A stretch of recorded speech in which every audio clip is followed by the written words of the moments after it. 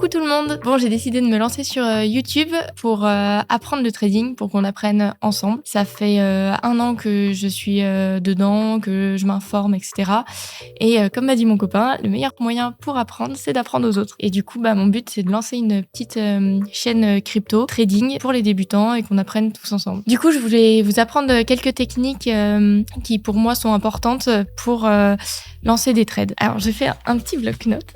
Et du coup, pour la vidéo du jour, je voulais vous apprendre à ce que c'était une FVG. Du coup, une FVG, en anglais, Value Gap. Du coup, pour vous présenter un peu la chose, il s'agit en fait de trouver des zones où il y a de fortes montées ou de chutes en quelques heures ou 15 minutes ou peu importe le temps. Et pour ça, il y a 6 choses à respecter pour qu'un Value Gap soit valide, en gros. Alors déjà, pour vous présenter, qu'est-ce qu'un Value Gap? C'est quand il y a une forte hausse, comme ici on voit, il y a 1, 2, 3, 4, 5 bougies. Une fois qu'on a trouvé une forte hausse comme ici, il faut prendre entre la première et la 3e bougie. Pour délimiter un Value Gap, il faut regarder le haut de la mèche de la première bougie et le bas de la mèche de la 3e bougie. Du coup, c'est ce que j'ai mis dans mes traits bleus. Ensuite, ça c'est la première chose. Une fois qu'on l'a identifiée, il faut regarder si elle n'a jamais été atténuée. Ça veut dire qu'il faut qu'il y ait aucune bougie qui soit re-rentrée entre. Et là, par exemple, si on dézoome et qu'on regarde bien, il n'y a aucun moment où elle a été atténuée. Ensuite, une fois qu'on a délimité justement notre Value Gap, etc., et qu'on voit qu'elle n'a jamais été atténuée, ça veut dire que c'est un Value Gap valide.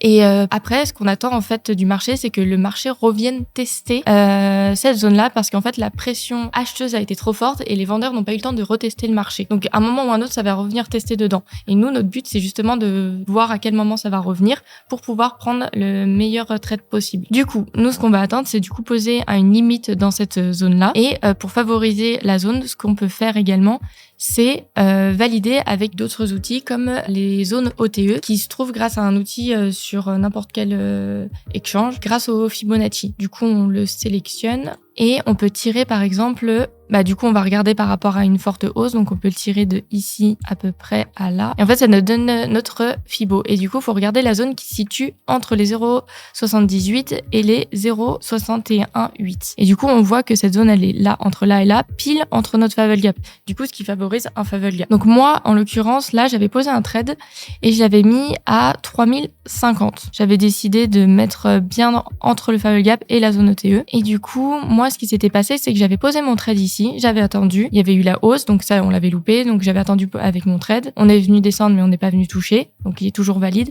Et en fait c'est ici, quelques jours après, on est venu justement dans ce fameux Value Gap. Donc il y a 2 façons de faire, soit on peut rentrer directement, moi c'est ce que j'ai fait mais c'est pas la chose la plus sécure parce que il y a un monde où ça peut quand même casser et que du coup on passe à travers et on descend. Le mieux c'est d'attendre un retournement de structure comme un choc, un W, et là on voit que en 1 heure on a un joli petit W qui se forme, paf paf paf, et du coup soit on rentre comme j'ai fait un peu à la wall again et c'est risqué, soit on attend ce joli mouvement et là quand on vient casser le W, là on peut rentrer. Du coup au lieu de rentrer à 3050, on rentre à 3150, mais c'est plus sécure. Ensuite, pour savoir quand est-ce qu'on sort de ce joli mouvement justement, et là on peut voir que on a une petite zone de résistance à ce niveau-là à peu près. Touc.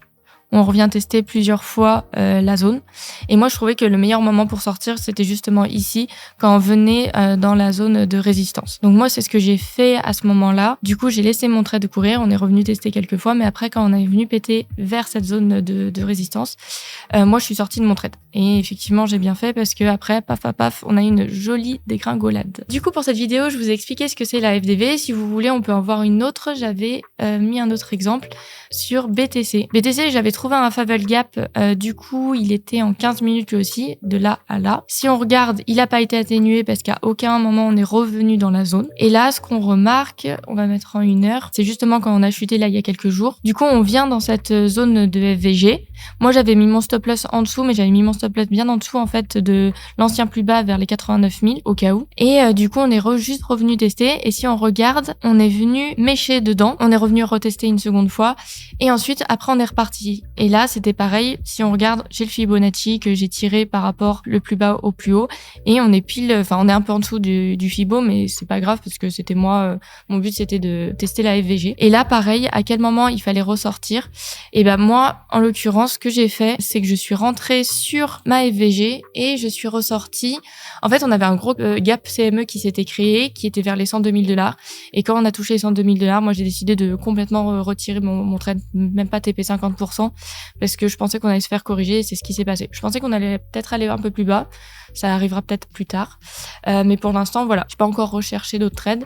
Mais voilà les 2 trades que j'ai pris. Du coup, je vais vous montrer mon Twitter et vous montrer un peu le trade du coup que j'ai fait sur Ethereum. Du coup, j'ai pas attendu, comme je vous ai dit, des retournements de structure pour rentrer. Je suis rentrée quand j'ai vu qu'on commençait à repartir. On aurait dû attendre un retournement de structure, c'est-à-dire paf, ce qu'on voit ici, paf, on réintègre, je rentre et après on repart. Ou même attendre ce W là, hop.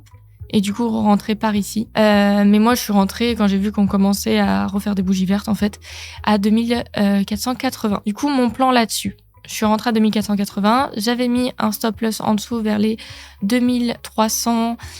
50, 20, il me semble. Ensuite, quand on est reparti, du coup, j'ai tout de suite monté mon stop loss et je l'ai mis au-dessus de ma position à 2480 pour ne pas être en négatif. Mon but de base, c'était de TP 50% à la première FVG. Parce que du coup, j'avais trouvé 2 FVG, j'avais trouvé celle-ci et l'autre.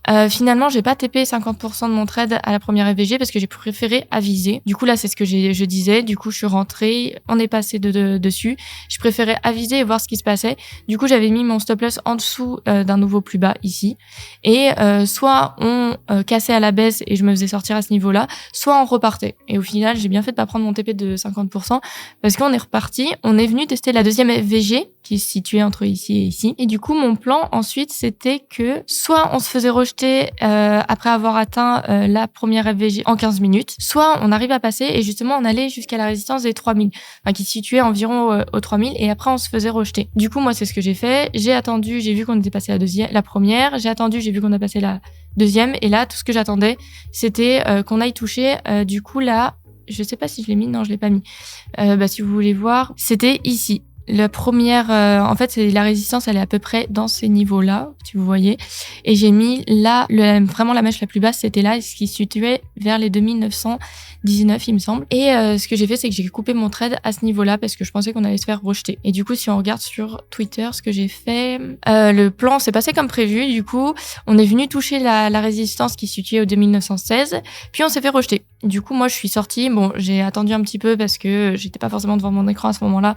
Du coup, c'est redescendu un peu plus avant que je sorte. Et du coup, j'ai TP mon trade avec un risque récompense de 2,25 R. Et du coup, j'ai fait un joli profit de 1800 USDT et un PL de 304%. Du coup, voilà. Bon, je suis désolée, c'est ma première vidéo, c'est un peu brouillon. J'ai pas expliqué la FVG exactement comme je voulais avec les 6 points.